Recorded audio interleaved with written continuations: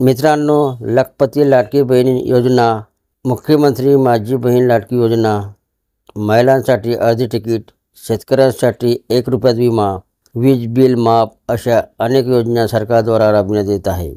याबद्दल आपल्याला सविस्तर माहिती मुख्यमंत्र्यांनी दिलेली आहे। तर मित्रांनो, चला या अनेक योजनेबद्दलच्या माहिती आपण सविस्तरपणे ऐकून घेऊया। लेक लाडकी लखपती योजना असेल, काही लोकांना माहित नसेल, मुलीचा जन्म झाला 5,000, 5 शाळेत गेली 7,000, 5वीत गेली 8,000, 11वीत गेली 9,000, वयाच्या 18व्या वर्षापर्यंत 1 लाख रुपये त्या मुलीच्या खात्यामध्ये जमा केले जातात। 11वी पर्यंत आम्ही का दिले टप्पे? कारण मुलीने पुढे पण शिक्षण घ्यावं।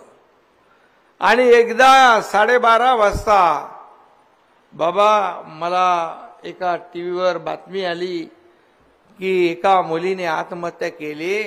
ती उच्च शिक्षण घेत होती, पण 50% फी सरकार भरत होतं, 50% तिच्या पालकांनी भरायचे होते, पण 50% ते भरू शकले नाही। म्हणून माझा भार, माझा बोजा माझ्या आईवडिलांवर नको म्हणून त्या मुलीने आत्महत्या केली। मी सांगतो आपल्याला, त्या दिवशी रात्री संबंधित खात्याचे मंत्री चंद्रकांत दादा पाटील यांना फोन केला आणि उच्च शिक्षण पूर्णपणे सरकारने मोफत केलं मुलींचं। कुणाला डॉक्टर, इंजिनियर, वकील, MBA, फायनान्स जे व्हायचं ते कुणासाठी सरकार पाहिजे। आणि म्हणून सरकार हे सर्वसामान्यांचा। आज एसटी मध्ये माझ्या भगिनींना 50% सवलत दिली। आता एसटी मध्ये आमच्या भाऊजींना सांगतात त्या, तुम्ही थांबा घरी, मी अर्ध्या तिकिटात बाजार करून येते म्हणून जाऊन। आणि आपल्याला सांगतो, जेव्हा मी सांगितलं एसटीला अधिकाऱ्यांना, बाबा हे 50% करायचे, बोले तोट्यात एसटी आहे, अजून खड्ड्यात जाईल। अरे बोले बघा तरी काय करताय, काय होतं ते। आणि तुम्हाला सांगतो, माझ्या बहिणींना 50% केल्यानंतर एसटी तोट्यातली फायद्यात आली। ज्येष्ठांसाठी आपण निर्णय घेतले, वयोश्री योजना, 3,000 रुपये त्यांच्या खात्यात डायरेक्ट डीबीटी होते।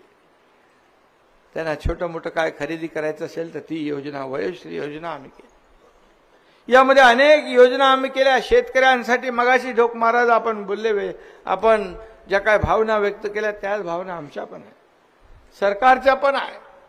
आपल्याला मी सांगतो, आतापर्यंत अतिवृष्टी, अवकाळी, गारपीटमध्ये या सरकारने आपल्या 16,000 कोटी रुपये त्यांना नुकसान भरपाई दिली।